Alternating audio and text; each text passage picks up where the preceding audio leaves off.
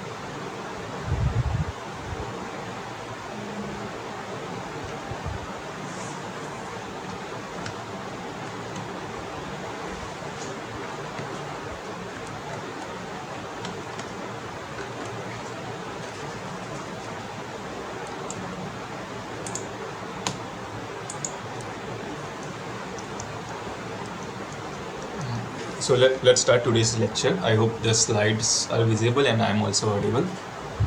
So these are basically doubt clearing sessions for the NPTEL course, that is NOC 24 CH17, that is basically heat transfer course taken by Professor Ganesh Vishwanathan from IIT Bombay. So for this doubt clearing session, the NPTEL has organized, I think, 4 different sessions since there are a large number of enrollments in the course. Just to give a brief overview, there are total 4 sessions. So one session, this session is currently the session I'm taking is on the Tuesday, that is from 7 to 9 p.m. Simultaneously, there is also another session that also you can join, that is also on Tuesday from 6 to 8 p.m. Then there is another session on Friday from 6 to 8 p.m. Then the other one on Monday 6 to 8 p.m. So you can join any of these sessions. So the aim of these sessions is to complement the lectures that are provided on the NPTEL, that is the running course on the NPTEL. So maybe you would be having some doubts related to each of those weeks. So our purpose is to clear those doubts related to the session, and we achieve that by solving questions related to that week. So what we usually do is we will take the questions that are more or less similar to the assignments that you are supposed to submit on NPTEL, and then we will try to solve similar questions. And meanwhile, if you have any doubt related to any of the subject, you can ask and we can discuss it in that. So yes, something about me. So I'm Rahul Patel, and I'm currently a 5th year PhD student at Department of Chemical Engineering, IIT Bombay. So I'm a Prime Minister's Research Fellow. So They are many Prime Minister research fellow, and as a part of their duty, we carry out this work of NPTEL TA duty, whereby we solve the doubt related to most of the subjects. So prior to this, I was taking this process control course, and that is also my area of expertise. So the main focus of my work is related to this machine learning models, forecasting models, process systems engineering. That this also includes process modeling, process simulations, all those topics that you would have studied in the process control course. And then finally, I also work in this optimization and control. If you want to take a look on my work, my research work, then you can just visit these websites. And this is the current session link to join the Google Meet, whereby we will be discussing the week content and then solving the questions related to that week. So yes, that was about me.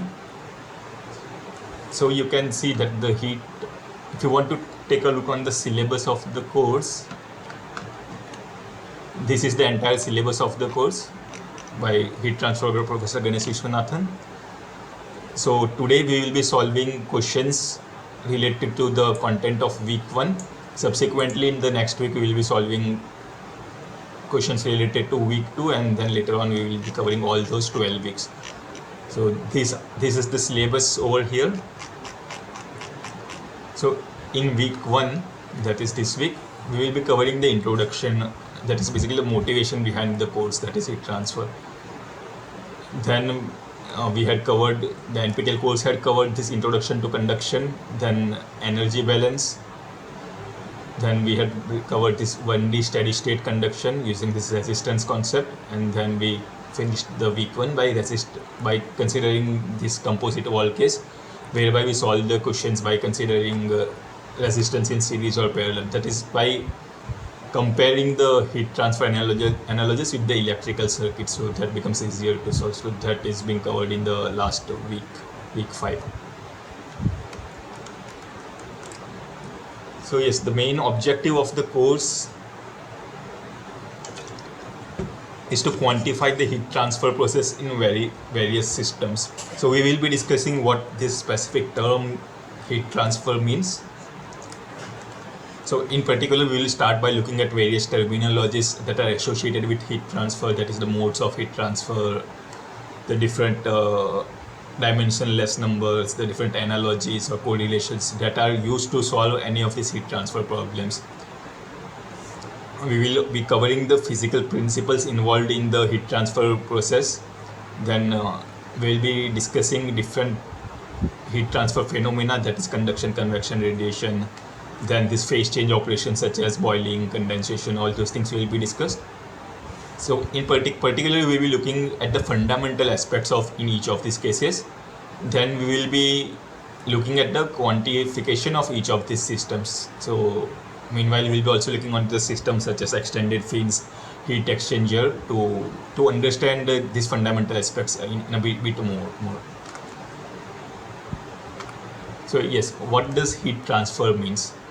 So the main term to look in this terminology is transfer. So transfer essentially means the movement of certain quantities due to the interaction of the systems with the surrounding. So I can have a system over here, and then rest of the thing is surrounding. Okay. Now transfer means the movement of quantities from the system as well as inside the system, that is the exchange of quantities between the systems. So what basically drives this transfer process, so that we can see such a kind of exchange between systems and surroundings. So if there is temperature difference between these two systems, let's say if my system is at a temperature of 300 Kelvin and the surrounding is at a temperature of 330 Kelvin, then there is temperature difference, that is delta T of 30 Kelvin between them. So due to this temperature difference, the system will try to drive the exchange process of the heat. Basically, it will try to reach an equilibrium by exchanging the heat. So such a kind of exchange process or transfer that occurs due to the temperature difference, we call it as heat transfer. Similarly, in other subject, mass transfer, you would have studied that if there is a difference of chemical potential between two systems, then we call that entire subject as mass transfers. So the main thing to look into is if there is temperature difference, then we call those transfer terminologies as heat transfer. Meanwhile, there can be also change of momentum, change of flow, all those leads to another different transfer processes. So this subject specifically focuses on the heat transfer that occurs due to the temperature difference. So just to get a broad overview how can this heat transfer affect our day-to-day life, what all applications we can see in our day-to-day life. So these are just a limited applications that I am discussing, whereby heat transfer has a lot of applications. In the heat transfer analysis, we'll be having a lot of applications to increase the efficiency of the current system. So the main objective is to improve the performance, improve the efficiency by minimizing the heat losses or by promoting the heat transfer between two desired systems, you can say. So one area is the IT products. So you can see that CPU cooling fins and fans. So this would be available in most of your desktop as well as laptops, whereby you can see that there is fan. So the main purpose of this fan is to dissipate the heat that is generated by the processors or the entire processing unit by the use of fans. So over here, there are multiple heat transfer phenomena associated with it. But for example, in chip, there would be conduction process, whereby this fan facilitates the convection process. We can call it as forced convection process since we are using these fans. So this particular example we will be discussing today in class, whereby we are dissipating the heat via a chip. Then another example is this liquid cooled gaming PCs. So these are relatively newer, not relatively newer technologies, but in recent days you can see such kind of liquid cooled systems, whereby rather than using this convection via this forced convection via fan, we have this liquid that are basically you can say the fluid that are having high thermal conductivity. We pass them through this kind of pipe and they facilitate the heat transfer between all the processing units. So basically, to keep the temperature of the system within a certain limit, that is the main purpose of these liquid cooled systems. Same systems are available in passive cooling in mobiles. So in mobiles, you might have heard about this vapor cooling.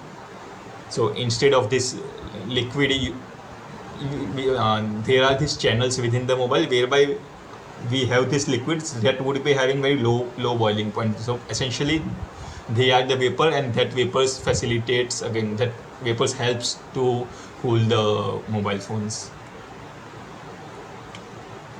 Then another system is this heat transfer in biology. So this is kind of a cross section of our skin. So you know that skin is you can treat skin also as a sensor. That is, if you just touch a hot surface, you can immediately feel that the surface is hot. Similar is for the cold surface. So our skin can sense the temperature, and then it passes those signals to our brain. Then depending on whether the temperature is high or low, our brain can give proper signals to lower down the temperature. However, if such kind of thermal regulation is not possible, then there can be certain diseases, that is hyperthermia or hypothermia. Hyperthermia is characterized by the increase in the body temperature, whereas hypothermia occurs at very cold temperatures. Similarly, we can have these heat strokes. Then heat transfer are also used in physiotherapy. You might have heard that there are different kind of heat therapy, whereby they use this heated medium to just warm the part whereby you are having some kind of pain. So that is used in physiotherapy. Similarly, laser treatment is also an example of the heat transfer. So all these applications are related to the heat transfer in biology. Then the main thing that we as a chemical engineering are associated is the chemical engineering heat transfer. So this is the lab setup of a distillation unit, whereby we heat a mixture of two liquids. Then the vapor will be formed, and there after the vapors are formed, depending on their boiling point, we then condense the vapors in order to separate the mixture. So this specific condensation part is an example of the heat transfer process. So this condensation we will be looking into later of our class. Also, you can see the heat transfer also occurs between the heating medium as well as this round bottom flasks. So over here we are having one kind of heat transfer. Similarly, within this flask there will be boiling of this liquid, so that is another kind of, you can say, heat transfer. So between this heating medium as well as this flask, we can see conduction.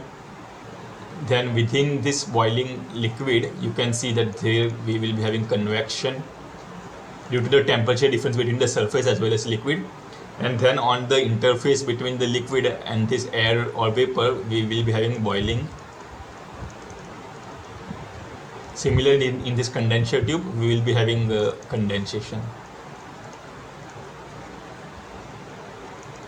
There will be radiation also in these systems, but the order of magnitude of this radiation is very less as compared to all those fours. So we are neglecting that in this lab scale distillation process. So basically, this lab distillation process covers the majority of the heat transfer phenomena that we will be discussing in this course. Similarly, then we have this lab stirrer, whereby this stirring is essentially kind of energy exchange, due to which the temperature of the system might increase or decrease depending on the surrounding. Then we have this continuously stirred tank heater, whereby in order to maintain this temperature of the reactor, we provide this thermal jacket.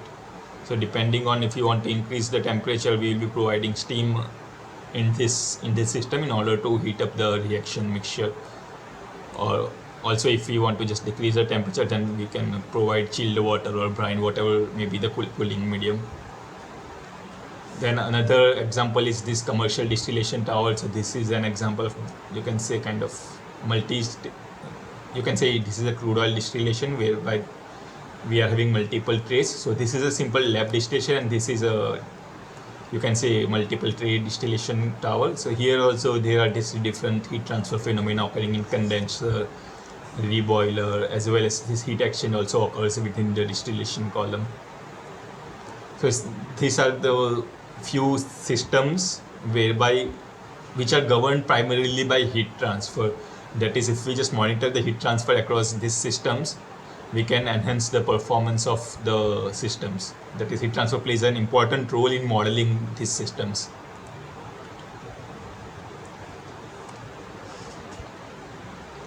So I hope the motivation behind the course is clear. If you have any doubt, you can just write it in chat box, and you can write it in chat box, or you can unmute yourself and ask.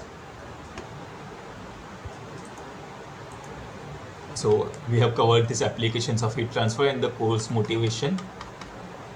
So as discussed, heat transfer is nothing but the exchange of energy between two systems that has different temperature. That is, there is temperature difference between two systems. So how can this exchange process takes place? That is, how does this transfer process takes place? So there are these three modes of heat transfer, you can say. Let me start it over here. So there are these three modes of heat transfer. That is conduction, convection, and radiation. So these are just the quotes that I have taken from Searle's note, whereby he says that conduction mode of heat transfer is characterized by the energy flow through a stationary medium, whereby convective mode of heat transfer is characterized by the energy, whereby we transfer the energy from one medium to another medium, that is from solid phase to liquid phase. Then ultimately, and last is the thermal radiation, whereby this heat energy exchange occurs, energy transfer occurs through these electromagnetic waves. For a better understanding, let's consider a solid slab. So the conduction will occur through the solid. So you can say that if this is a solid slab, we define a solid as any matter whereby the molecules are very closely packed. Okay, so these molecules will be very closely packed. So when we say conduction, what will happen is these molecules will vibrate along their own positions. So they won't leave their position, but they will just vibrate along this own position, and that is how conduction will occur.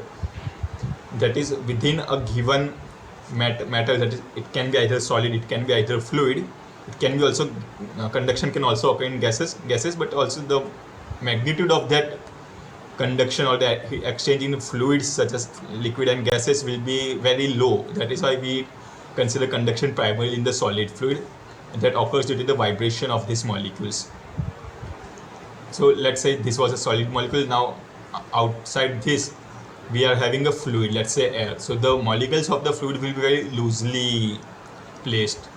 So what will happen is a molecule can touch this surface, then heat exchange will take place, then it can move from the position, and then it can pass the energy, or it can exchange the heat with another molecule.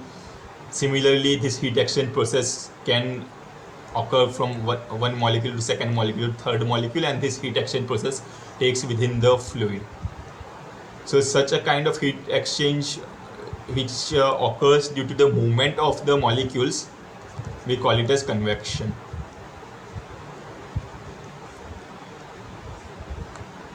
And then the last one is the radiation that occurs between two surfaces. So let's say if I'm having one surface at temperature T1 and another surface at temperature T2, and there may or may not be any medium between these two surfaces, but due to this temperature of this surface, it can emit certain radiations. That is often characterized by this law. That is, energy irradiated is sigma A is the area and T raised to 4. Similarly, the other surface at temperature T2 will be also irradiating some surface, that is E2 is equal to sigma A T1 raised to 4. Then there will be this heat exchange between both of these surface that we can simply characterize by the difference of both of these sum. So such kind of heat exchange we call it as radiation. So these are the only modes of heat transfers, and we will be discussing each of those in this course. So the starting couple of weeks, that is week 1, 2, 3, we'll be discussing different aspects related to the conduction. Then we will move on to convection, and then ultimately last few chapters we will be discussing about the radiations. So yes, here we have discussed the motivation behind the heat transfer and the modes of heat transfer. Now we need to quantify this heat transfer, that is to associate a quantity or some number to heat transfer. That's how effective, how fast is this heat transfer, or what is the magnitude of heat transfer occurring. So for that we are having different laws such as Fourier's law of heat conduction, then Newton's law of cooling that is associated with you can say convection. Then there is a Stephen Boltzmann, I'm not sure that this law is related to radiations. So all this would have been discussed in class until these radiations. So we won't be covering the basics of these laws. Just to give the brief overview, I have put it over here. So this is associated with conduction. So we discussed that heat transfer is characterized by temperature difference.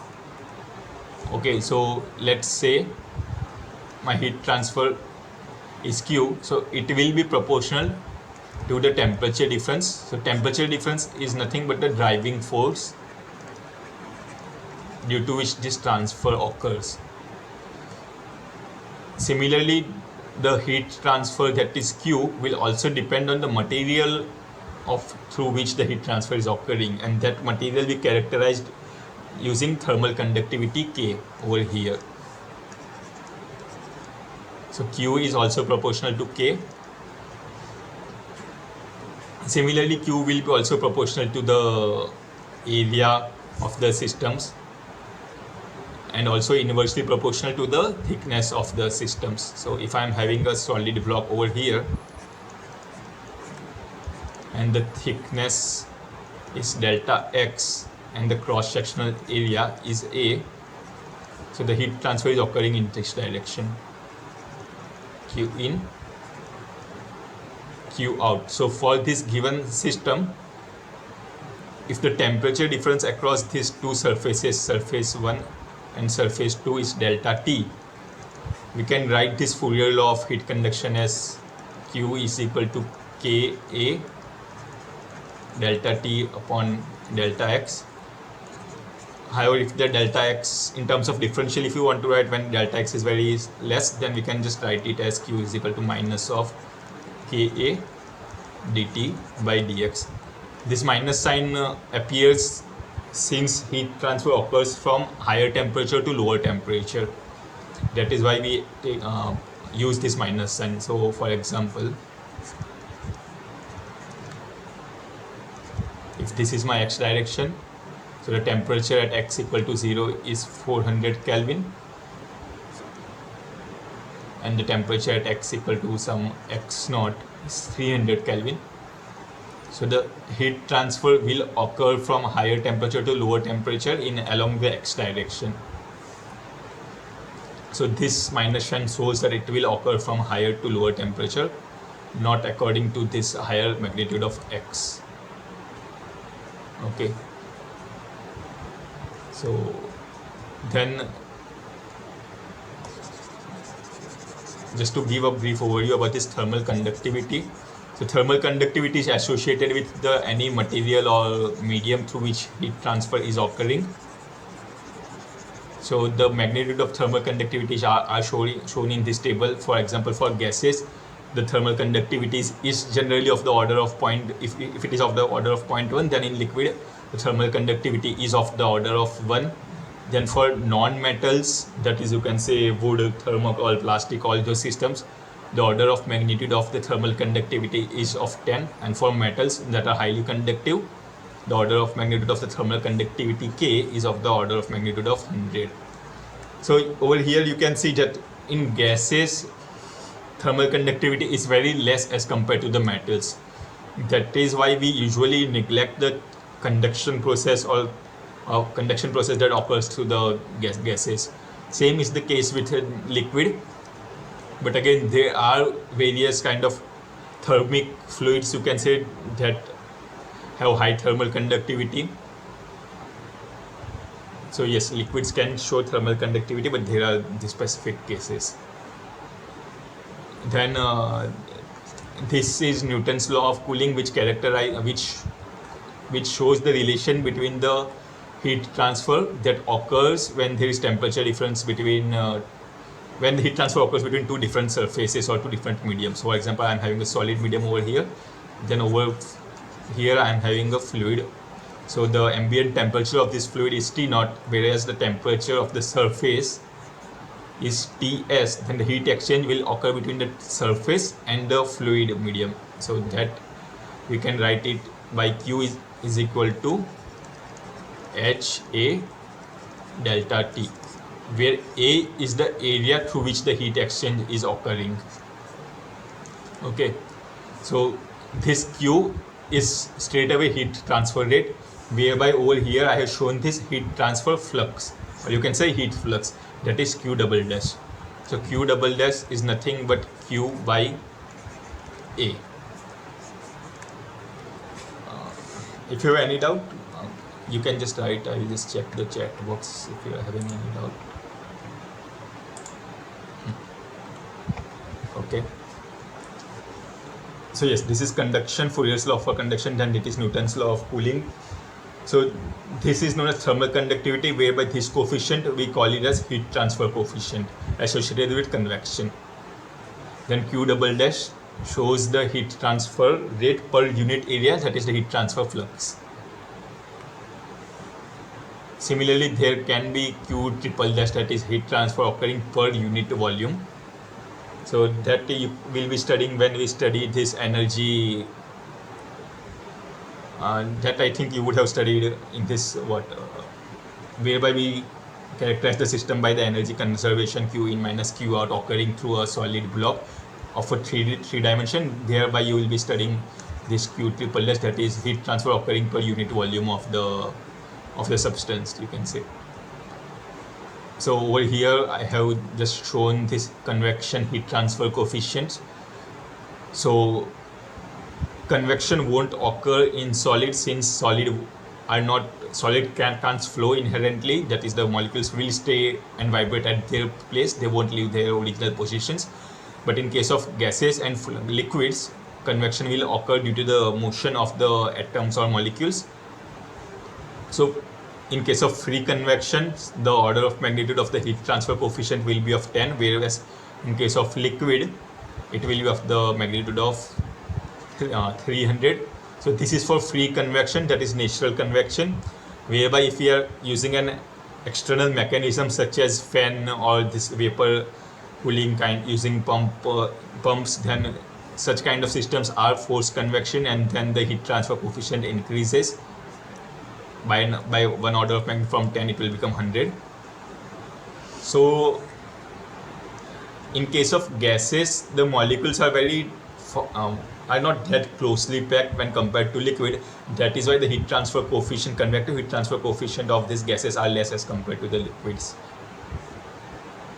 Then ultimately these are the parameters related to the radiations.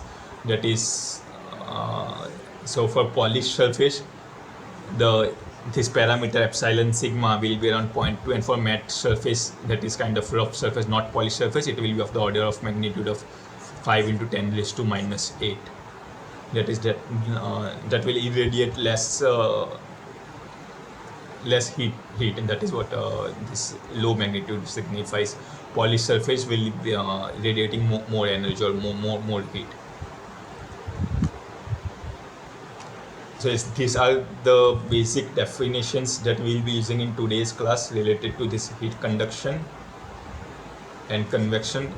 I don't think we'll be using this formula related to radiation in early stages of this course.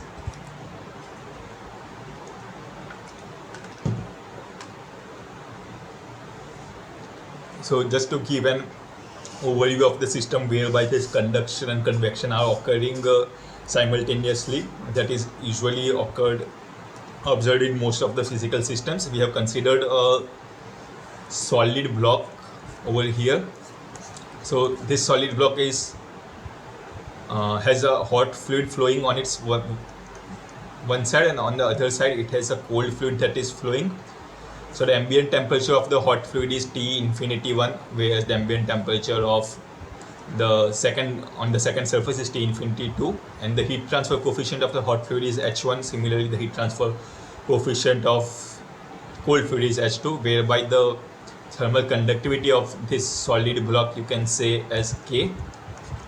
The temperature at this first surface that touches the hot fluid is Ts1, whereas the temperature of the surface that is in contact with this cold fluid is Ts2. So if I had to show this system in terms of electrical analogy, that is in terms of resistance, I need to convert these systems in terms of this resistance. So first we will be using this first principles, that are the Fourier's law of heat conduction as well as Newton's law of cooling, to show this convection and then conduction. So convection on this surface for this hot fluid can be written as H1 times A, T infinity minus Ts1. Similarly, for the second cold fluid, it is written by this H2A, Ts2 upon T infinity 2. So if I have to write any heat transfer rate, so any rate will always be proportional to the driving force.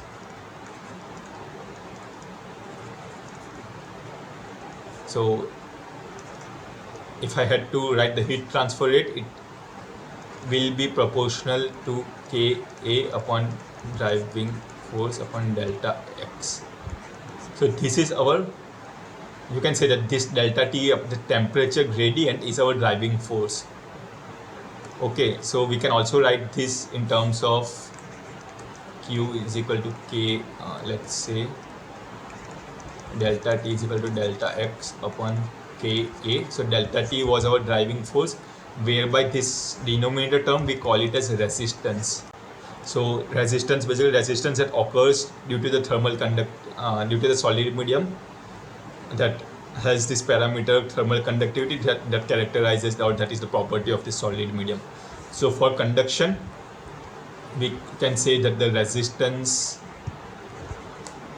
our conduction is delta X, that is the thickness of the solid system, upon K times A. Similarly, if I have to write the same thing for convection, it will be 1 upon HA, that is the driving force is temperature difference, and the rest all terms, that is the inverse of the proportionality constant, is the convective term, that is 1 upon HA is the resistance in this convective system. So in terms of this electrical circuit analogy, this heat transfer rate or any kind of rate is shown by this current.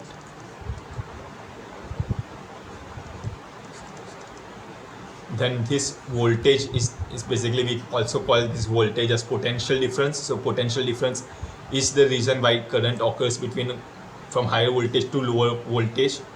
And then we have this electrical resistance over here.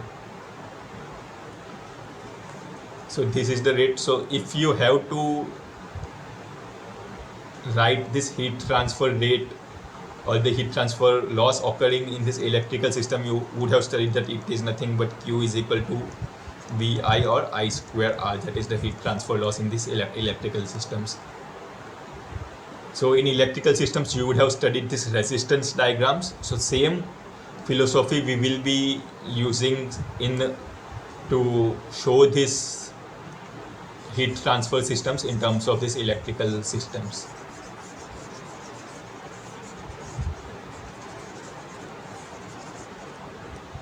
So just to convert this heat transfer diagram into our electrical diagram. So over here, all these heat transfer medium, as convection, conduction and convection are connected in series. So we will be connecting we will be showing these systems via the resistance, and this resistance are connected via series. So in this direction, we are having the heat input of Qx. Then we will be having the temperature of the ambient system as T infinity 1. Then there will be some resistance due to this convection, that is convective resistance, that we studied as 1 upon HA over here. After we have passed through this convective resistance, we will be encountering this surface which has this temperature Ts1. Then the resistance of the heat transfer will be due to the solid block, and if the solid block has length L, then the resistance conductive resistance we can write it as L upon Ka. Then finally we will be having again the convective resistance occurring due to this cold fluid, that is 1 upon H2A. So all these three terms, R1, R2, R3 are the resistance of this heat transfer systems. So if I want to write the overall heat transfer rate occurring through this system, we can straight away write it as Q is equal to delta T upon R. Delta T is nothing but the temperature difference across this control volume, that is T infinity 2 minus T infinity 1, and R will become R1 plus R2 plus R3, since these resistances are connected in series. Okay, I hope this is clear, that is steady state 1D conduction and convection and how we show them in the resistance diagrams. So over here we have just shown the resistances in series. So today we will be solving questions related to these resistances in series related to the conduction and convections. So now we will be covering when the resistances are not connected in series, that is they are connected in parallel or a combination of series and parallel. So how to show that systems using this analogy of this electrical circuit diagrams.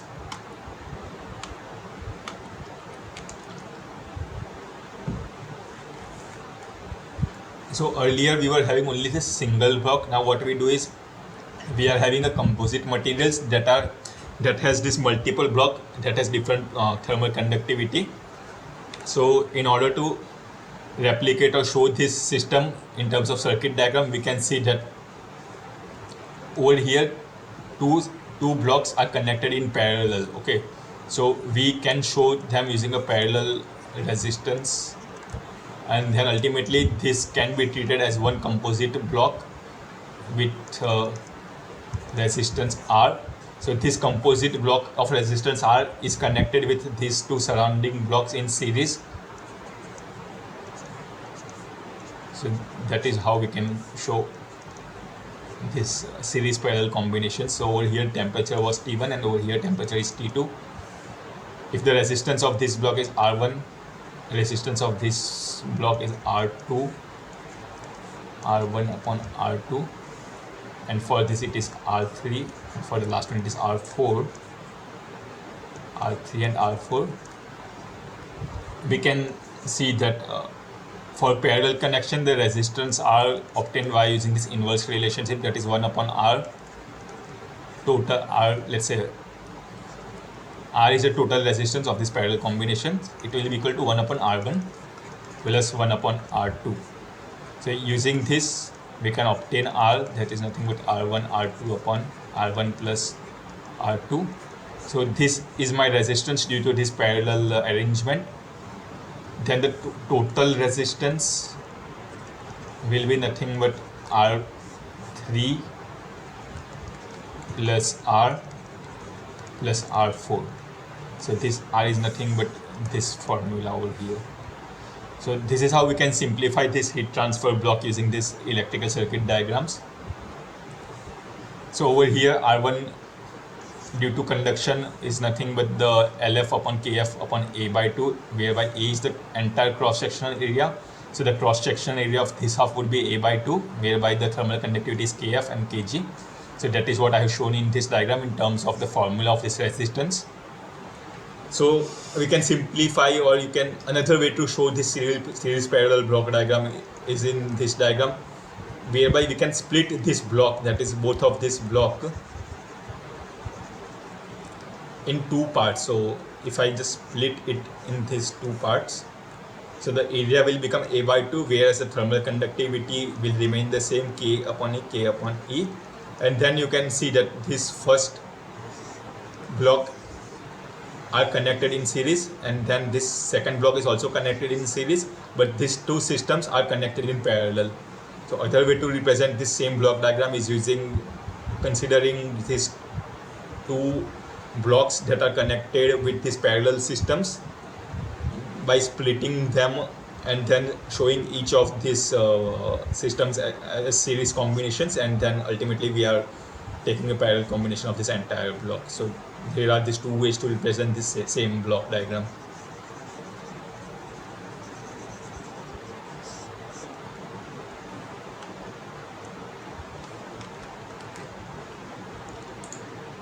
Let me save the slides.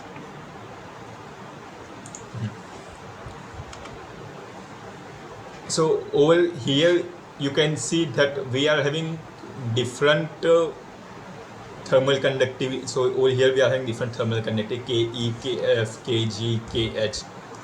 So if we want you can say a heat transfer coefficients that account for each of these different thermal conductivity, that is basically a collective term, or you can say a lumped parameter that shows the resistance of this entire block.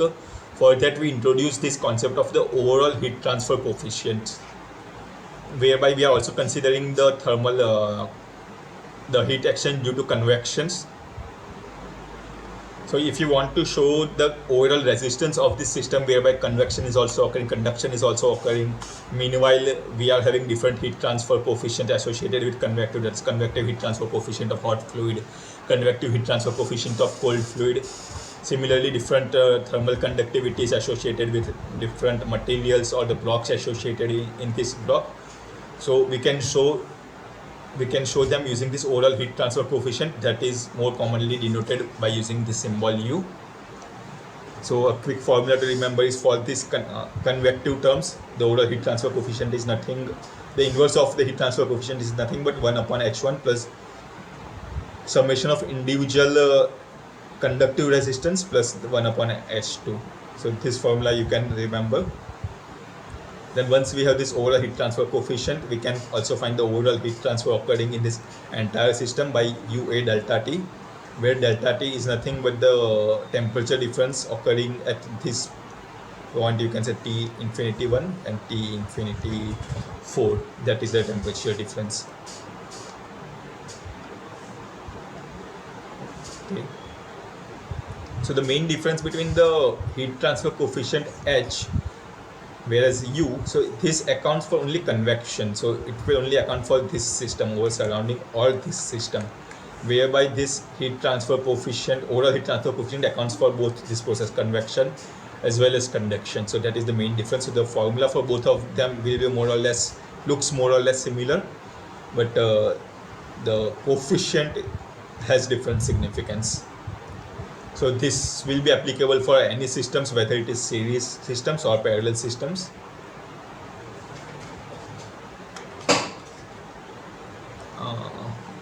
Then in class, sir would have discussed about this non-isotropic system, whereby the heat transfer occurs along different directions. So until now, we are only considering this heat transfer in this one dimension, that is X, but heat conduction can also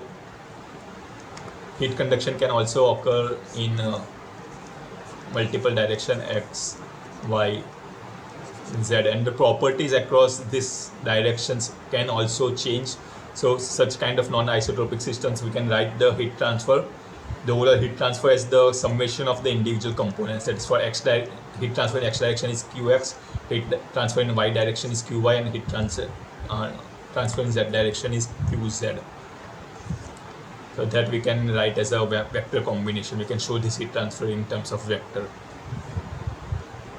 Then you would have studied this representation of this heat transfer occurring in the solid block by this energy conservation principles. That is nothing but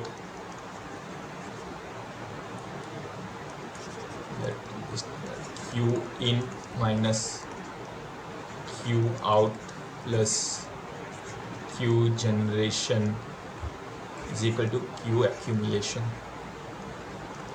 Now in this course we will mostly discussing the steady state process, whereby we don't have this accumulation term that is characterized by the change of the quantity with respect to time. So this term will mostly be zero in this course. So that gives us this energy conservation principle, is Q in minus Q out plus Q generated.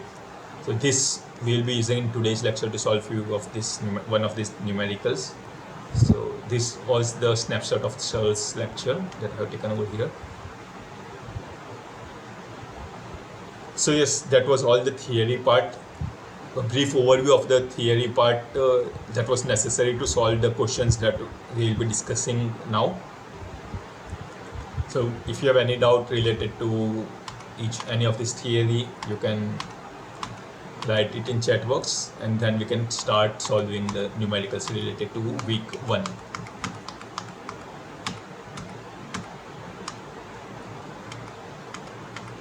So today we will be solving, I think, around 5 questions, and if time permits, we can just take a look on another questions also.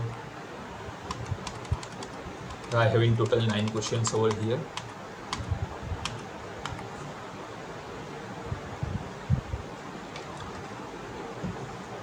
So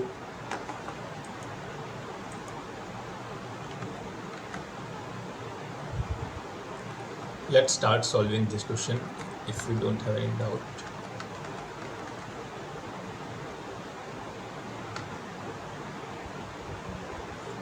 So this is the question 1, whereby we have been given that consider steady state conditions for one-dimensional conduction in a plane wall having a thermal conductivity K is equal to 50 watt per meter Kelvin, and the thickness L is equal to 0.25 meter with no heat generation.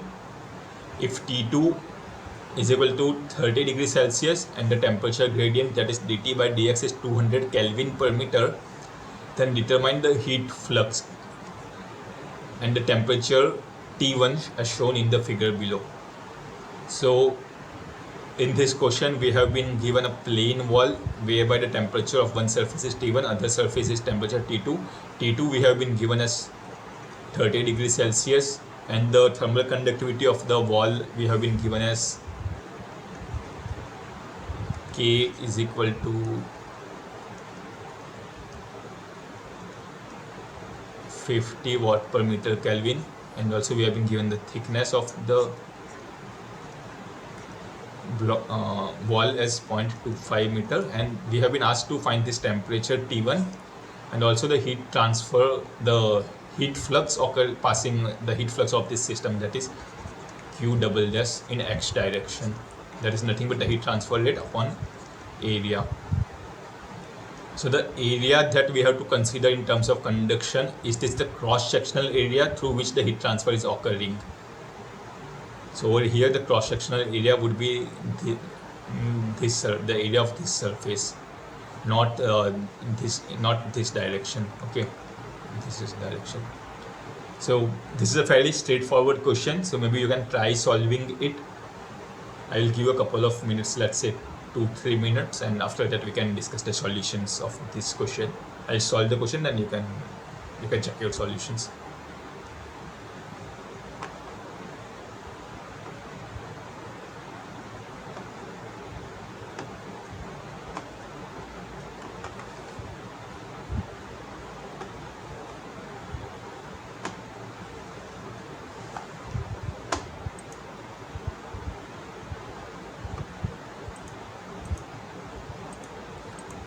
If you have any doubt, you can always unmute yourself and ask, or if you don't want to talk, you can write it in chat box. If anything is unclear, you can always ping me.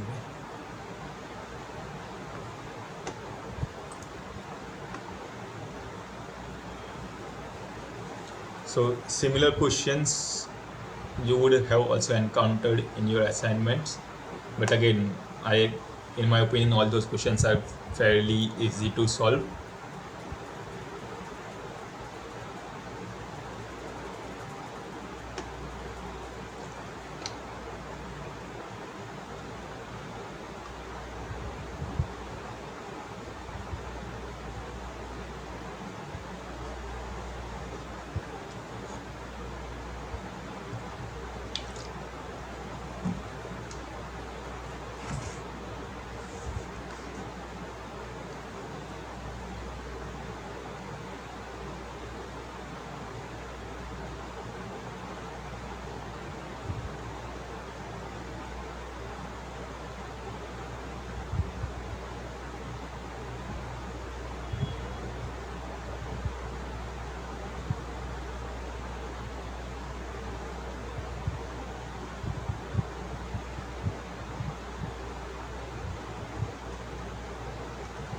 Okay, so if you are able to solve the questions, you can just write the answer in chat box, and I will just try solving the question.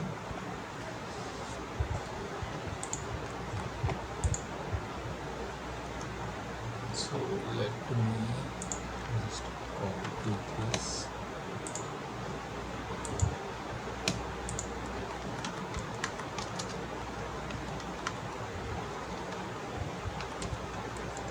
The recording of all these lectures as well as whatever slides that I'm sharing will be available on this NPTEL website eventually. So even if you miss these lectures, you can always go via there.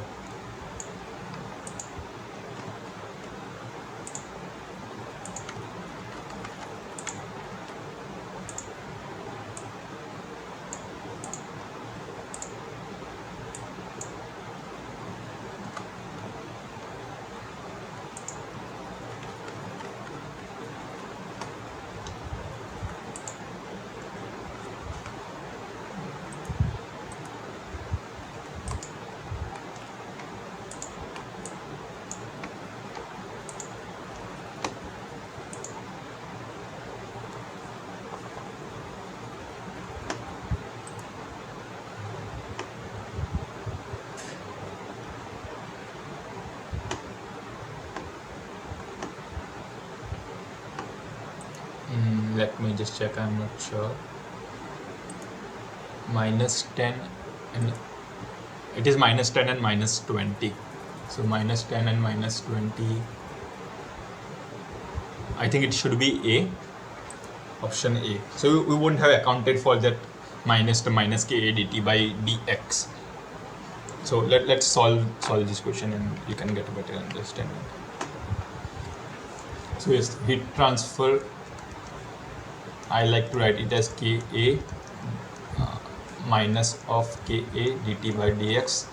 Then Q double dash is nothing but Q by A minus of K dt by dx. So this minus sign we also always have to keep into mind, and over here this is the x direction, and then as per the question T2 is 30 degrees Celsius, T1 is unknown, then K, all those parameters we can take from the questions. So minus of 50, and temperature difference should be T2 minus T1, that is x at L minus x at 0. That is how we usually write this dt by dx whenever we are using this minus sign. So it will be 30 minus of 30 minus of T1 upon delta x. So you can write this dt by dx as delta t upon delta x.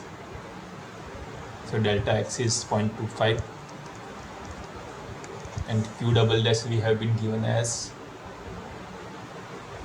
Q double dash we haven't been given, but okay, we have been given this term entire dt by dx, and then we have to find the Q.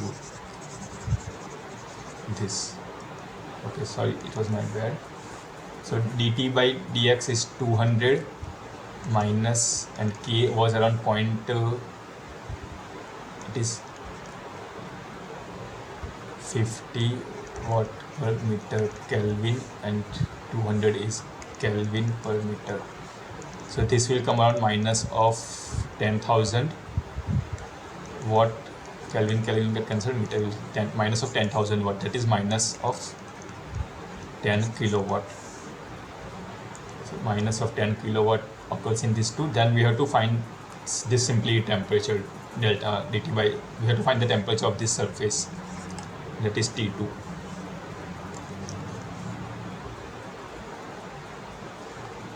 So that you can straight away write this dt by dx as T2 minus T1 upon L. It is given as 200, then T2 is 30 minus of T1 upon L is 0.25 into is equal to 200. So if you just solve it, you can get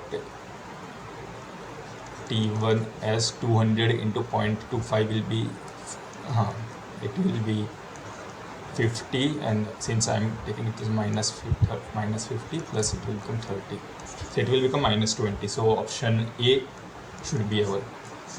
So this question is fairly straightforward to solve. The main purpose of keeping this question was to just highlight that you need to consider this minus sign whenever we are writing it in terms of this minus Ka dt by dx.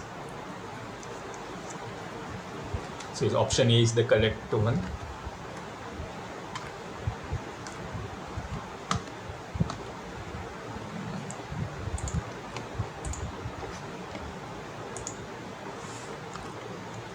So yes, over here the answer is minus 10 and minus 20. So all the solution will be, I will be providing it to you. So now we will be looking onto a few more not complex problems, but it involves multiple systems and they are more or less associated with the real world application, so that you can get an understanding whereby such heat transfer, whereby these numericals can be useful. So the Question number 2 is an apparatus for measuring thermal conductivity employs an electrical heater sandwiched between two identical samples of diameter 30 mm and length 60 mm, which are pressed by plates maintained at a uniform temperature 77 degrees Celsius by circulating a fluid. A conducting grease is placed between all the surfaces to ensure good contact. Differential thermocouples are embedded, it should be embedded in the samples with a spacing of 15 mm. The lateral sides of the samples are insulated to ensure one-dimensional heat transfer through samples. Within two samples of SS316 in the apparatus, the heater draws 0.35 ampere at 100 volt, and the temperature and the differential thermocouples indicate delta T1 is equal to delta T2 equal to 25 degrees Celsius. What is the thermal conductivity of the stainless steel sample material? So just to make you understand the questions, it states that we are having an apparatus that measures the thermal conductivity.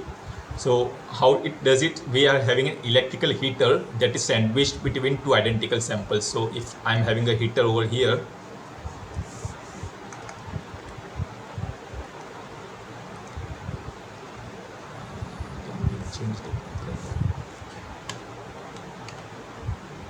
okay, and then there are these samples whose thermal conductivity we want to measure. So what we will do is we will just place this sample on both the sides of this heater, and the dimensions of these samples are given in terms of length and diameter. And then we have to keep the temperature of both of the surfaces of this sample whose thermal conductivity we want to measure at some fixed value. So over here we do that by passing a fluid of temperature 77 degrees Celsius. So its temperature will be constant at 77 degrees Celsius. These are the substances whose thermal conductivity we want to measure by using this heater. Let's say if the heat generation rate of this heater is Q.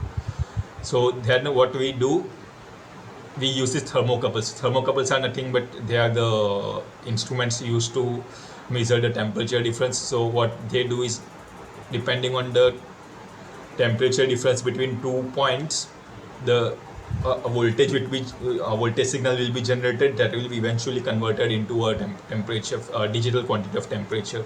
So those thermocouples are placed on both of these substances at a distance of 15 mm. So this is the 15 mm. So this is entire thermocouple, and we have been given, I think, the temperature difference across this thermocouple as 25 degrees Celsius. And for this Q, we have been given that the heater draws this current at voltage this. So for this entire system, what will be the thermal conductivity of the substance? So these are the same substances for which thermal conductivity we have to use. So over here you can see that this heater will be in touch with both of the substances. So whatever the heat input or heat output is occurring through this heater will be equally distributed across these substances. So that is one of the hints that I would like to provide in order for you to solve these questions. So what you will do is, there will be some heat associated due to this heater medium Q. Then there will be this multiple there will be this heat transfer term occurring due to the temperature difference and different resistance. So you have to find this resistance, and then you can find the thermal conductivity of the material. But again, you haven't been given this heat transfer rate straightforward. For calculating that, you have been given this two quantity. So the energy generated or the heat dissipated when a current passes through any wire across this potential difference V, we can write it as I square R. So this you can also write it as VI. So the energy exchange or the heat exchange over here in this system is nothing but 0.353 ampere into 100 volt. So it will be 35.3, whatever the unit of heat transfer is here. So in this case, it will be straightforward watt, not the flux. So I have given you this heat transfer rate of 35.3, if I'm correct. Yes. So now you can try calculating the conductivity of these materials. I will discuss the solution in a couple of minutes. If you have difficulty understanding in this question, you can just ask.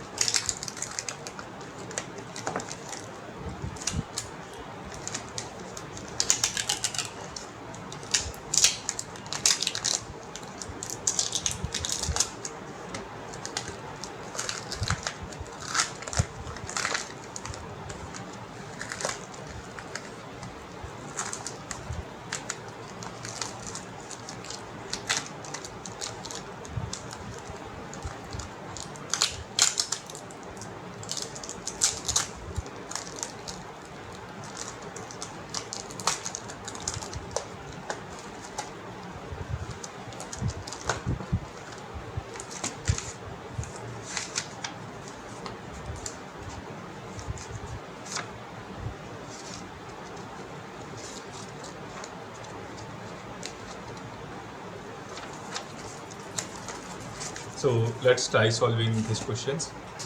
This is also the fundamental of the questions remains same as the one discussed earlier, but the main point of taking this question was to just show how this thermal conductivity equipment might be working, and how we can use this heat transfer principles in order to solve this kind of questions.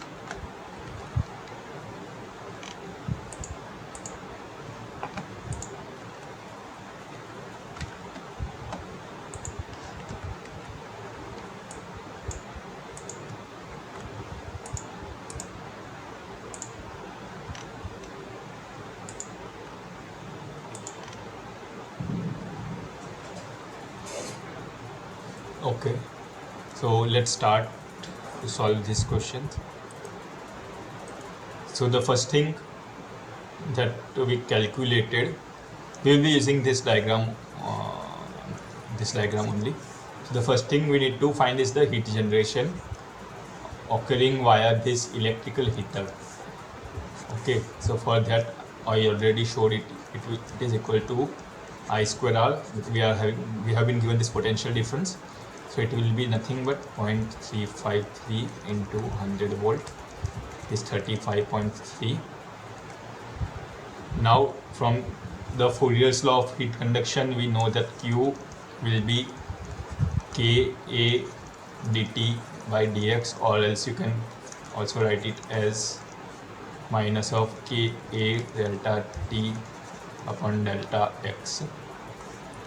Now this Q that is occurring via this heater or the generator will be equally divided between both of these samples.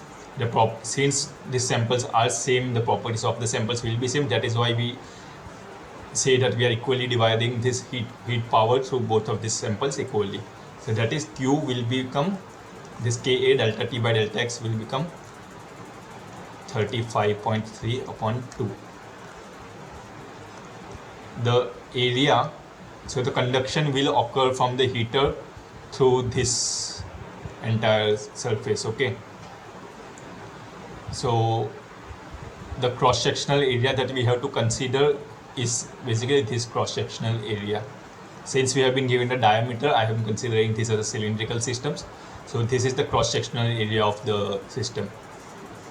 So the area will be K into pi by 4 d square. Then since the temperature difference we have been given across the thermocouple, so the control volume you can say is our this area we are taking.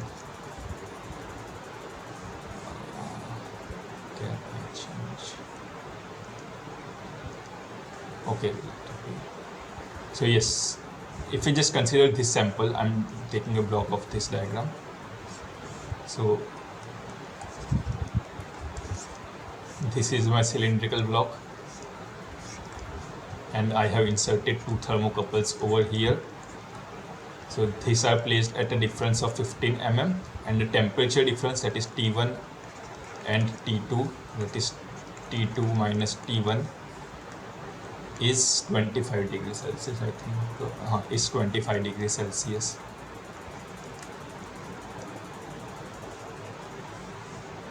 Then we can write this delta T as 25 upon delta X between, so we have been given this temperature difference. That is why we are not considering any other we are not considering this surface. We will be only working with this control volume over here. Okay, in case if I had to consider this entire system, then you could have considered the heat convection occurring in this way, in this direction also. But since the purpose of this question is to only find the thermal conductivity, we can just straightforward consider this term, this control volume. So yes, that is why we are just considering these two systems, T1 upon T2. So it will become Ka delta T upon delta X. Delta T is 25 and delta X is 15 mm.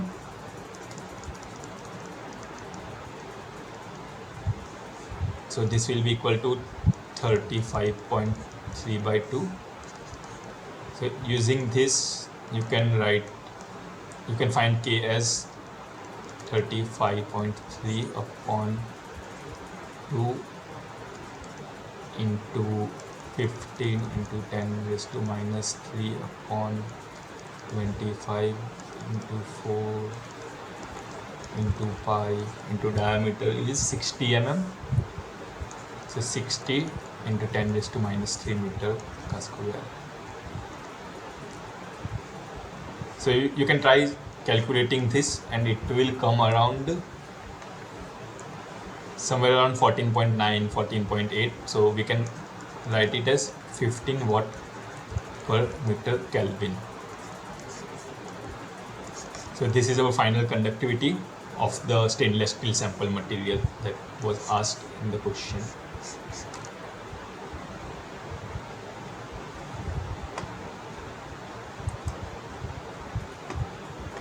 I hope the solution is clear.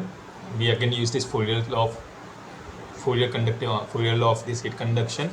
The only thing to keep in mind was, since we were given this temperature difference of across these two thermocouples T1 and T2, we consider that control volume, and the heat transfer rate will remain same throughout the that is Q transfer from this rod will remain same across this also. That is why we use this same heat transfer rate.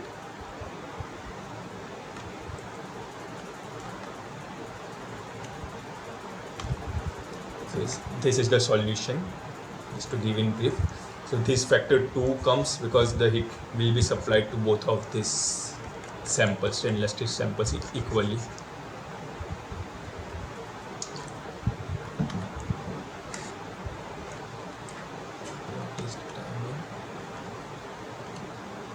So okay, we will now discuss the third question.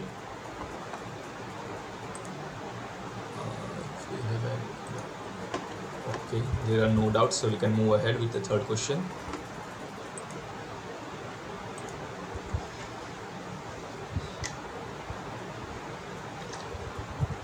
So we have been given that a new building to be located in a cold climate is being designed with a basement that has L equal to 200 mm thick wall. Inner and outer basement wall temperatures are Ti is equal to 20 degrees Celsius and T0 equal to 0 degrees Celsius.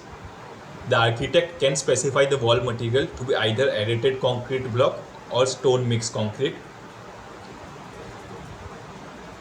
And then we have been given the properties of the stone mix concrete, also the aerated concrete, that is basically we have been given the thermal conductivity.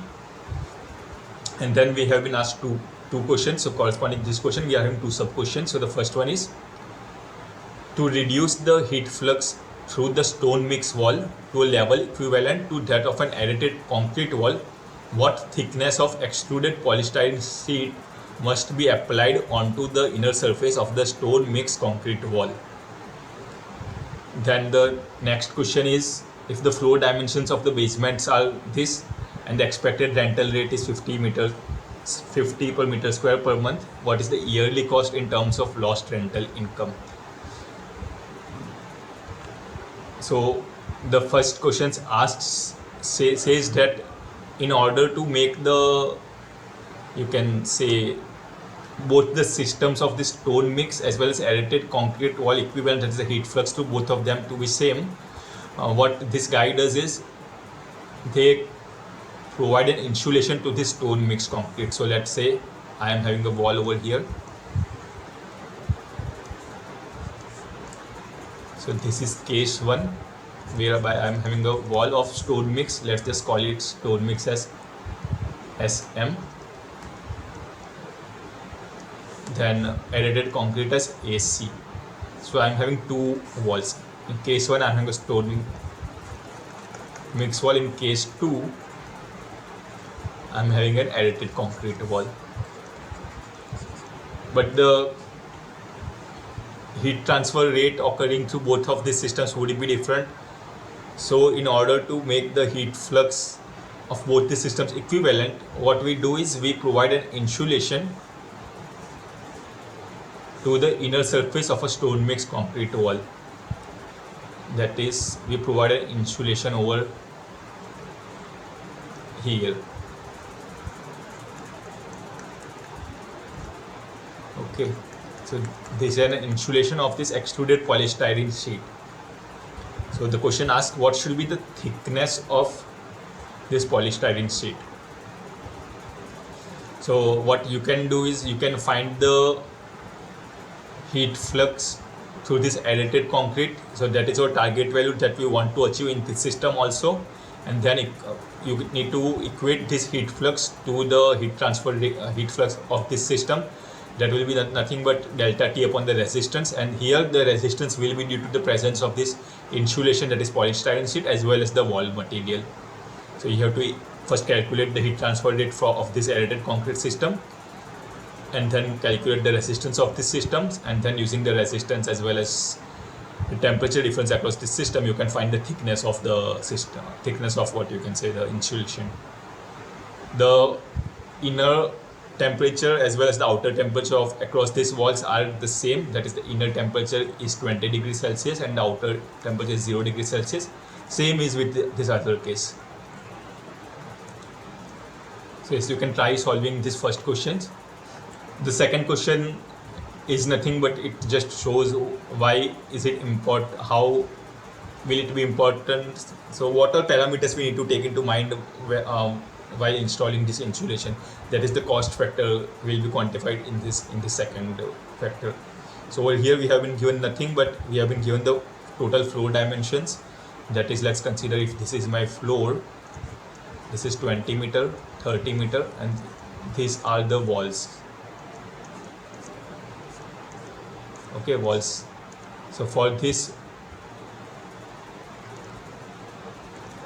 walls, all these walls, we have been given two cases. One is the aerated concrete mixture and there is the stone wall mix plus polystyrene mixture, and given these floor dimensions and the expected rental rate of 50 meters square per month,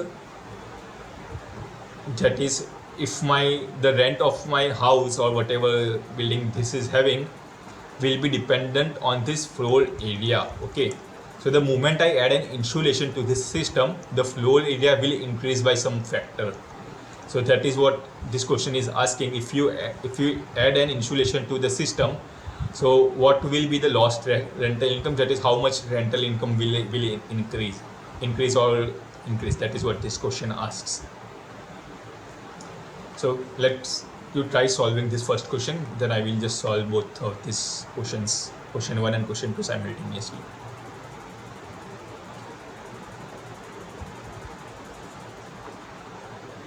This will again use the Fourier's law of heat conduction, but here we will be having two resistances as opposed to the earlier questions whereby we didn't have this composite walls and we were only dealing with a single resistance.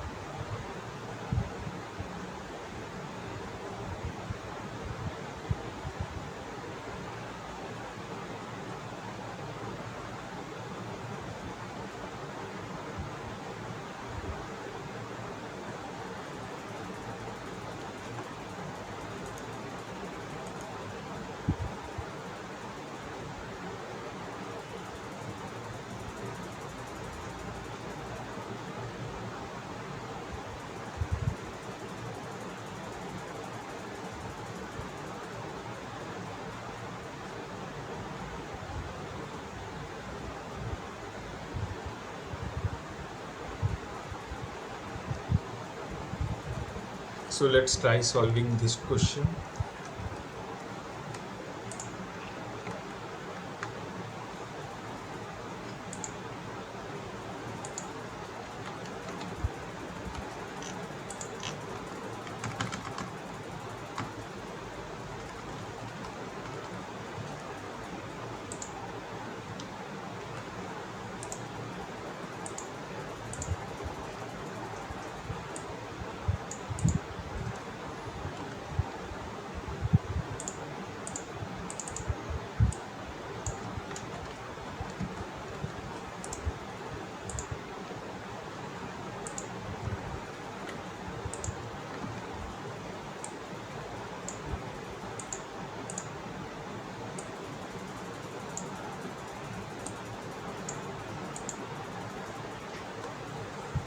Okay, so we have been given a new building is located with a basement, has a thick wall.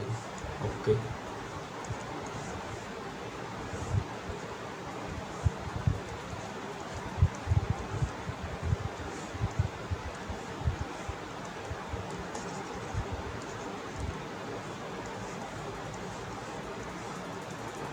so this is our wall for both the cases. Just consider it. The inner temperature Ti is 20 degrees Celsius, the outer temperature is 0 degrees Celsius. Then corresponding to different cases, we have been given these properties. We have been also given the wall thickness as 200 mm. Then we have been asked to reduce the conduction heat flux of stone mix wall. So we have to equate both of these heat flux. So let's just first calculate QAC, that is the heat flux through the aerated concrete wall. It will be K delta T upon delta X. So this will be equal to K stone mix concrete which is being insulated, which has been insulated. So let's say SM plus I. So since this is a composite system, we can represent it using delta T upon R.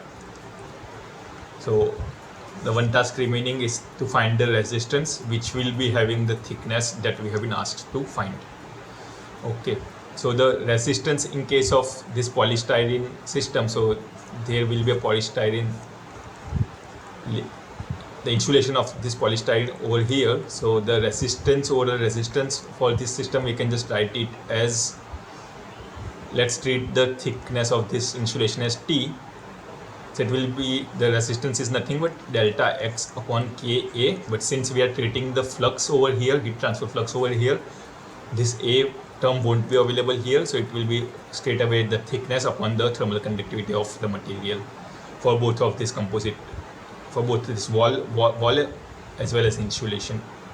So the thickness of the insulation is T. Thermal conductivity, let's just write it as KPS. Since they are in series, I will add the resistance of the wall also. The length of the wall, let's just write it as L, and the thermal conductivity as KSM. So this resistance, we have to replace it over here. So that will give us Q, and then we can equate both of these term. So QAC, we can write it as aerated concrete has a thermal conductivity of 0.15 into delta T is 20 upon thickness of the wall is 200 mm into 10 raised to minus 3. Okay, so QAC will become 10 raised to minus 15. It will become around 15. Since this is a flux, I will just write it as watt per meter square. This is 15 watt per meter. That is the heat transfer rate occurring through the aerated concrete wall, and this should be same as the solid mix plus insulation. that is this term. So delta T will again remain the same, that is 20 upon thickness. We have to find KPS is the polystyrene we have been given as 0.027 plus length, that is the original thickness of the wall is 200 mm, that is 0.2 meter, plus KSM is 1.4.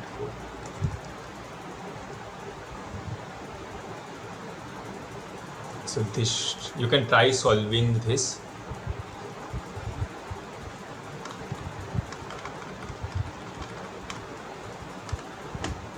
So let me just check if I have those values.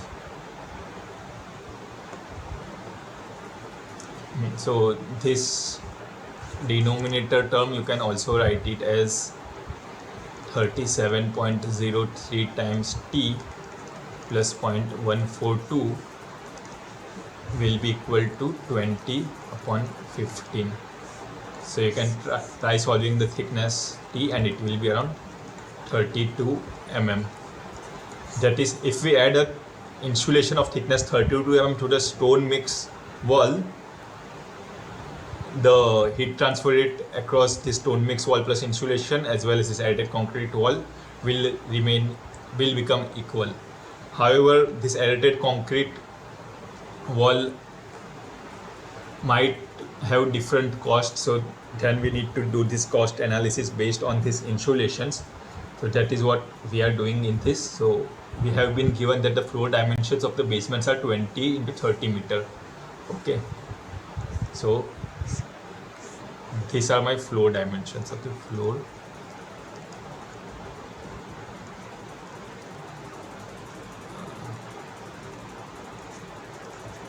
(20 meter and 30 meter), and then we provide the insulations of thickness 32 mm on each of those walls.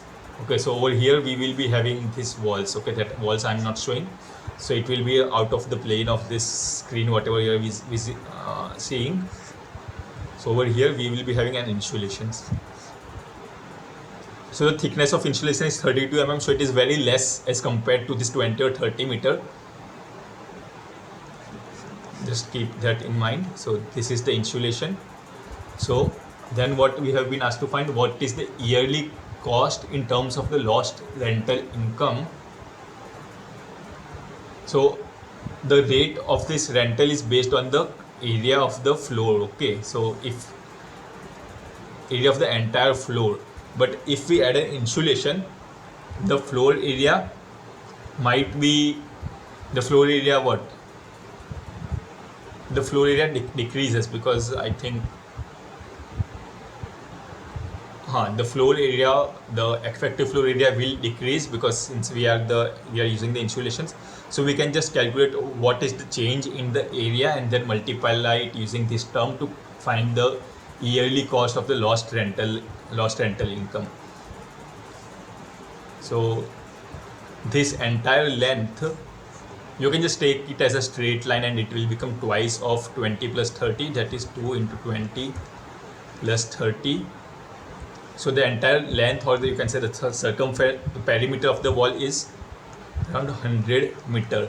Now what we are doing is, across this 100 meter, we are also adding the insulation of 32 mm. So the total change in area of the floor due to this insulation will be 100 meter into 32 mm. So it will be around 3.2 meter square is the change in area. So the change in the rent occurring due to this, the change of this 3.2 meter square will be nothing but, where is my pointer?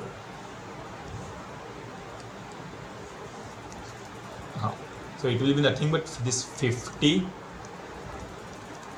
This is, since it is per meter square, we will multiply it by 3.2 meter square and per month, and we have been asked to find the yearly cost. So into 12. So you can just calculate this. This will be 1.6. 160 into 12. You can calculate it. So I think 6.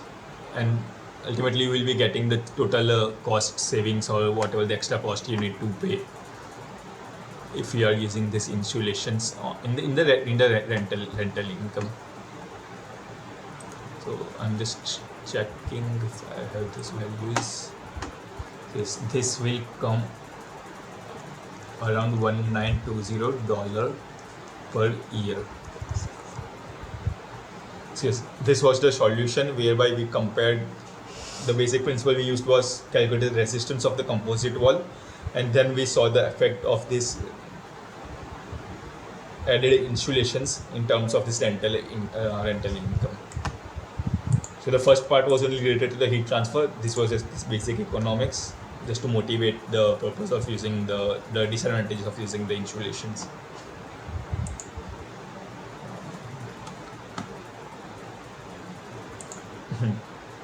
So the thickness we found out is 32 mm, and the lost in annual revenue is $1920 per year. If you have any doubt in this question, you can write it in chat box or ask me. I can address that, or else we can move on to the next question.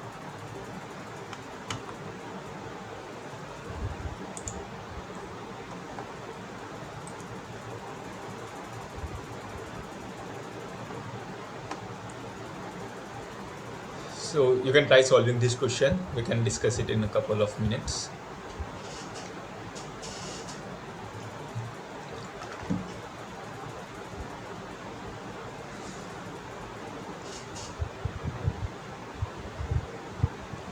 So here we have been given a block of solid ice with thickness 10 mm as shown in the figure. So I will just redraw the diagram. So we have been given a solid ice block whose thickness is 10 mm, and it has been kept at an isolated chamber whereby the bottom surface of the ice is maintained at -4 degrees Celsius and the top surface is exposed to 2 degrees Celsius. So eventually what happens is a layer of ice from the top surface has been transformed into liquid. So now what will happen?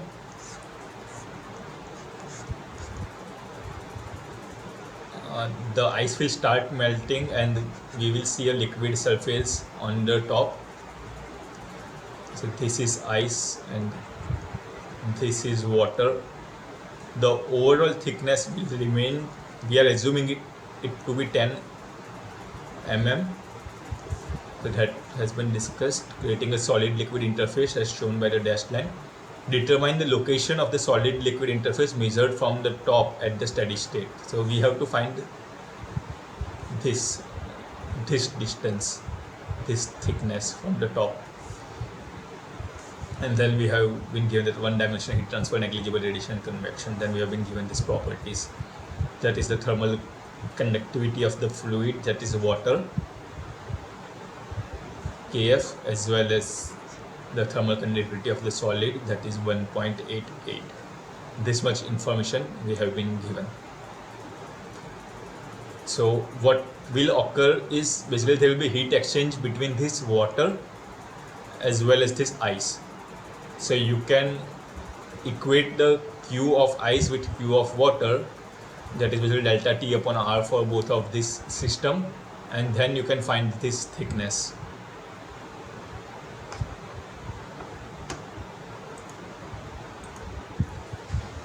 So in the interest of time, let's just solve this question straightforward.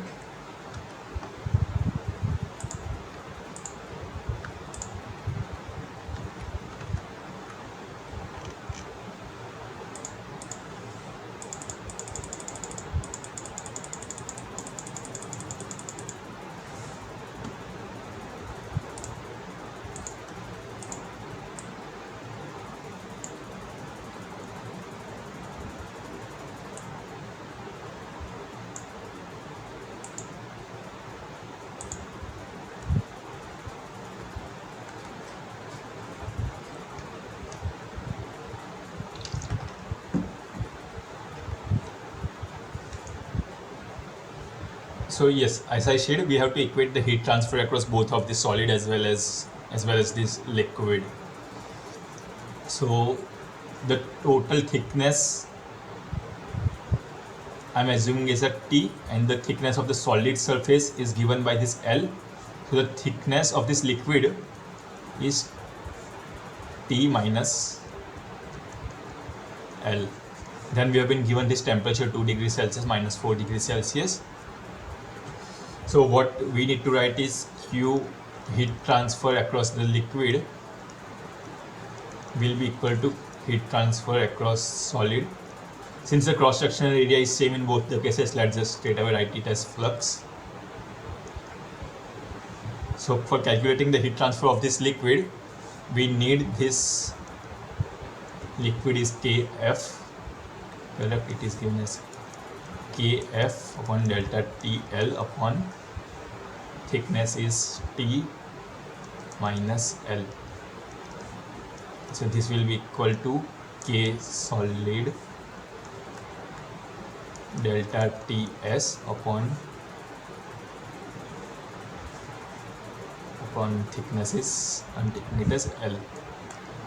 Now this temperature difference is that is a new thing that we need to find over here. So for solid, see, ice, we know that the melting point of ice is around 0 degrees Celsius. So the temperature at this interface whereby we are having a vapor liquid, this solid liquid equilibrium will be 0 degrees Celsius.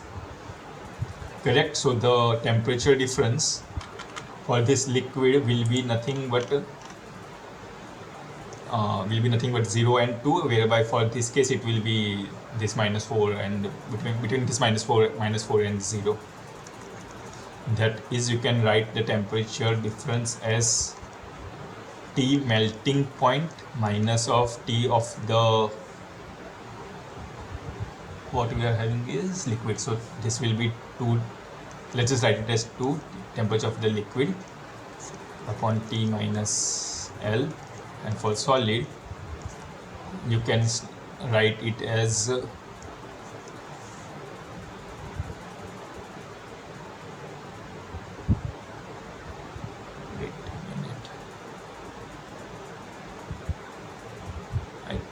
for solid you can write it as wait, I think I am making a mistake over here. So the thickness of the fluid is delta TL0 to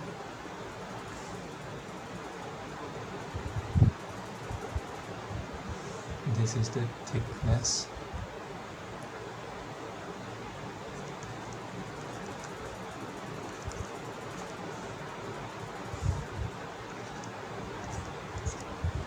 upon T minus L upon Ks is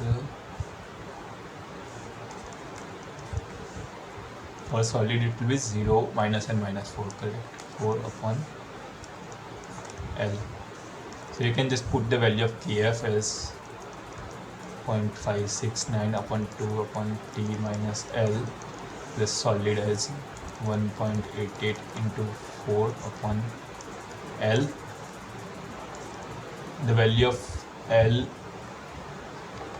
over here we haven't been given, so L is what we have to find. So we have been given this thickness, correct? Yes, this thickness was just 10 mm. 0.569 into 2 upon 10 mm minus L is equal to 1.88 into 4 upon L. So you can try solving this and you will be getting some value of L. So this L is the height of the solid, correct? Where is my mouse pointer?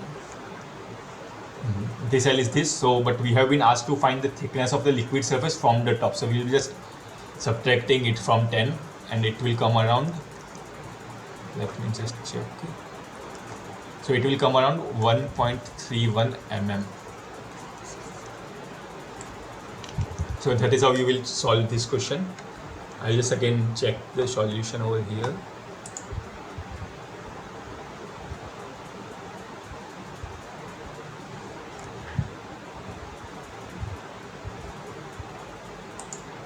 So the value of L we are calculating it as 1.31 mm.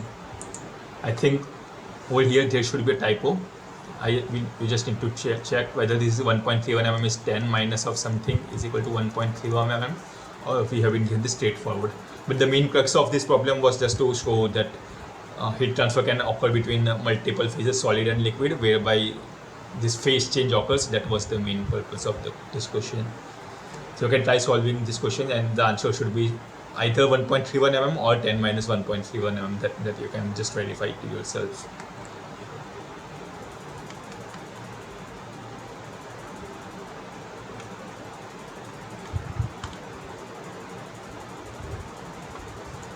I'll just check.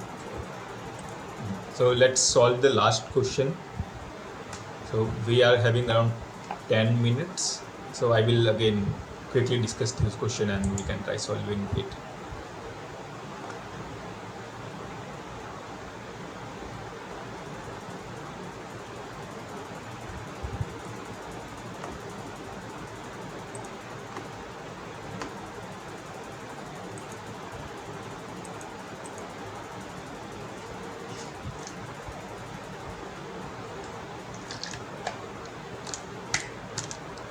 So this question we are having a heat generation term, whereas in earlier cases we didn't have this heat generation term. So in this aspect, this question is unique in its own way. So we have been given that approximately 10⁶ discrete electrical components can be placed on a single integrated circuit with electrical heat dissipation at as high as 30,000 watt per meter square. The chip, which is very thin, is exposed to dielectric liquid at its outer surface. H0 is equal to 1000 watt per meter square Kelvin, and T infinity, this ambient temperature, is given as 20 degrees Celsius, and is joined to an electric circuit board. At its inner surface, the thermal contact resistance between the chip and the board is 10⁻⁴ meter square Kelvin per watt, and the board thickness and the thermal conductivity are 5 mm and 1 watt per meter respectively. The other surface of the board is exposed to an ambient air, for which we have been given these values. So under the steady state assumptions for which chip heat dissipation is QC, what is the chip temperature? For this QC, we have been asked to find the chip temperature. Then there is another question associated with that determine the value of maximum allowable heat flux considering the constraint that the chip temperature must not exceed 85 degrees Celsius. So earlier we were given the heat flux, that is QCM, as 30,000, but now we have been given that if the temperature of the chip should not exceed 85 degrees Celsius, what should be the heat flux? So yes, let's try solving these questions straightforward.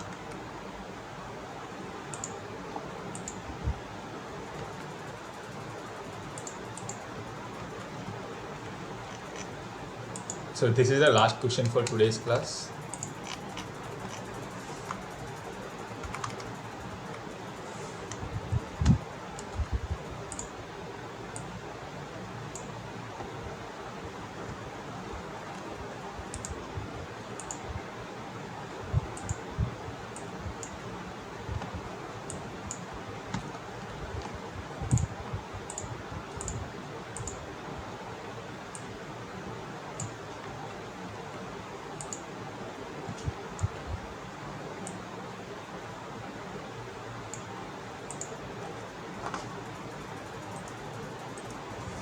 Okay, so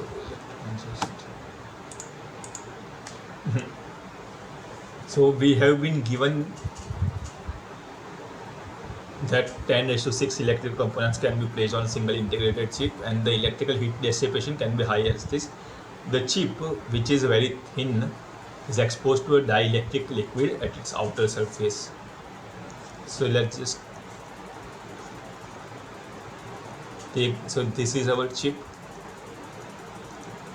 This is exposed to dielectric liquid at its outer surface with H0. So if this is my outer surface, the H0 is 1000 watt per meter square Kelvin, and the ambient temperature is 20 degrees Celsius.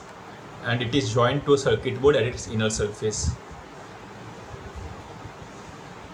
So this is our chip. Now this is again joined to a circuit board. Okay,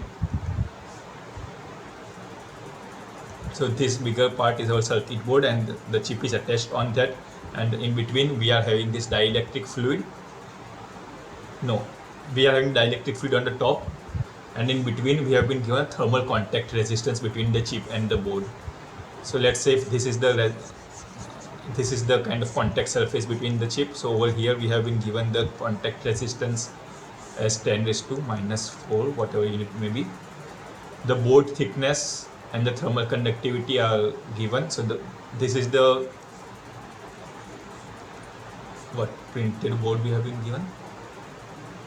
The circuit board thickness we have been given as 5 mm, and corresponding to that we have been given the thermal conductivity as 1 watt per meter. The outer surface of the board, that is this surface of the board, is exposed to ambient air.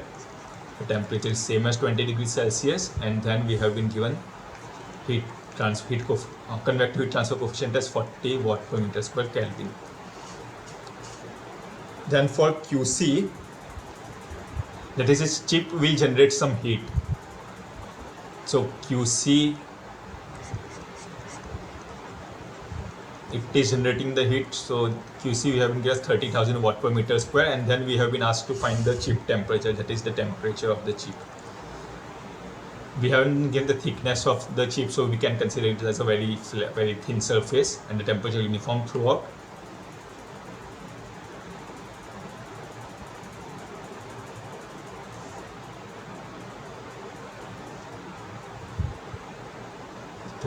Okay, so let's try solving this question. Then in the second question we have been asked the same thing, but instead of finding the temperature, we have been asked to find the heat flux for this temperature of 85 degrees Celsius. So again, here you can see that we are having composite material, so we can use this resistance circuit diagram analogy, and we can convert this into an electrical diagram in terms of this resistance. Okay, so let's just move in this direction. So first we are having this ambient temperature of 20 degrees Celsius. So since we are having this generation term over, heat is being generated, there will be some Q out over here. Then this is, let's just call it as T infinity I. T infinity I is given as 20 degrees Celsius, and then there will be this resistance due to this convection, that is 1 upon Hi. Then we have this conduction resistance due to the circuit board. For that it will be nothing but L upon H. Then again there will be this contact resistance between the chip and the circuit board, that has been given straightforward as, let's call it RC. Then this circuit board will be generating some heat, that has been given in the question, QC as 30,000 watt per meter square. So you can just show it over here that we are generating some heat over here, and the temperature at this point will be Tc, that we have to find. Then ultimately on the top of this we will be having this convective heat loss, that is 1 upon H0. Then again we are having this ambient air, T infinity. So given this circuit diagram, we can just calculate the resistance and then find the thickness.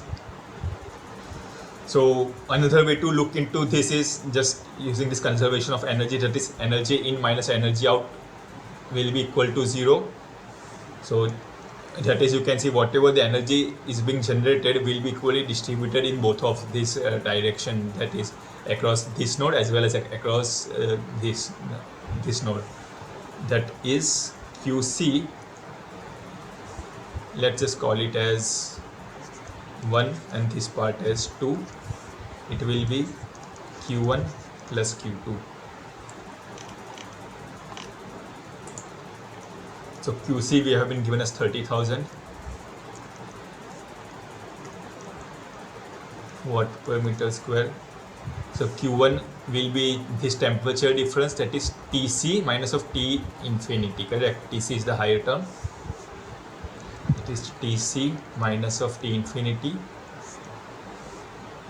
We always have to consider higher minus lower because the heat transfer will occur from the higher temperature to lower temperature. That is why we usually write this Tc minus T infinity, because the chip will be at the higher temperature, upon resistance, let's just call, since this is R, let's call it as R1, plus for this term the resistance will be again Tc minus T infinity. This was inlet, this is outlet, upon R2.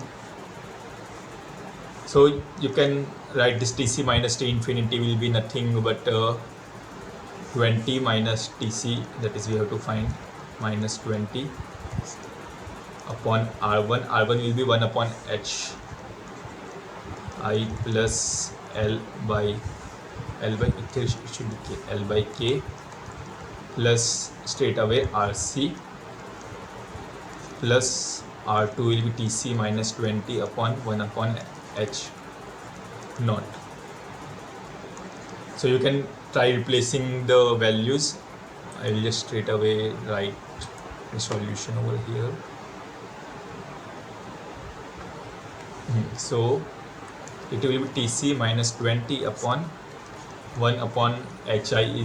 Hi was given as 40 plus 5 mm was the thickness, that is 0.005 meter, not 30, 0.005 meter upon 32.4 is the conductivity of this circuit board,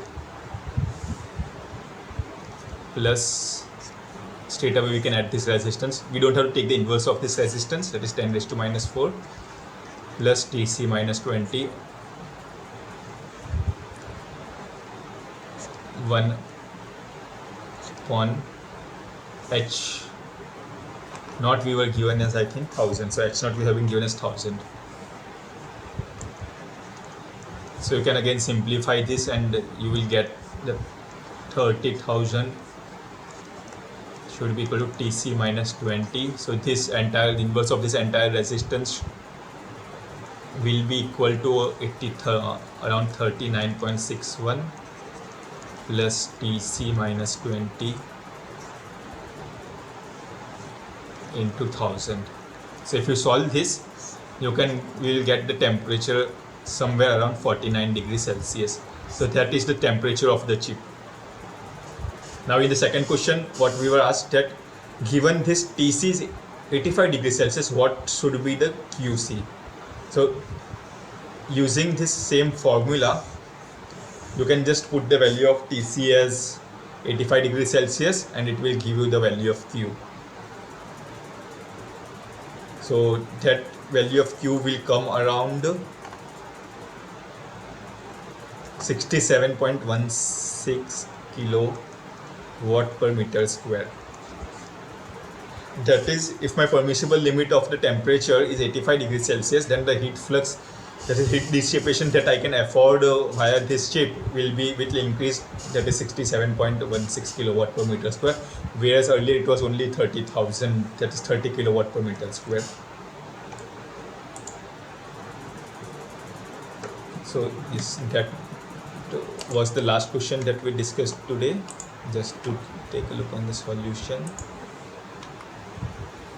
So the temperature is 49 degrees, temperature of the chip was 49 degrees Celsius, and for the second case the heat flux that we calculated was 67.16 kilowatt per meter square. Since that was all for today's class, I will be here around, let's say, 5 minutes. If you have any doubt, you can ask me. So the first question that we discussed was straightforward application of this Fourier's law, that is Q equal to minus Ka dt by dx. We have to take into account this minus sign. Then we moved onto this system whereby we had this heat generation term that was not straightforward. We had to use this, that the heat will be equally distributed across both of these systems. So that was the point of second question, a more practical question. Then the third question was related to this composite wall. The fourth question was related to this phase change occurring, and again related to this composite wall or the composite resistance systems. in all these first 4 questions we didn't have this generation term, whereas in the 5th question we had this explicitly, we had specified this heat generation term and then used it to find the thickness of the temperature of the chip. So, yes. So that was all for today's class. In the next class we will be covering some, I think, different geometries. We will be considering these radial systems and also these extended surfaces that are fins, you can say fins. If you have any doubt, you can ask me, or else we can end today's session. Thank you so much for joining.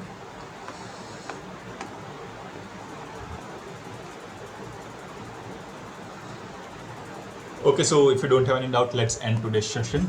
We will connect at the same time next week, Tuesday, 7 to 9 p.m. Meanwhile, there are also other sessions, and I think more or less they will be solving the same questions.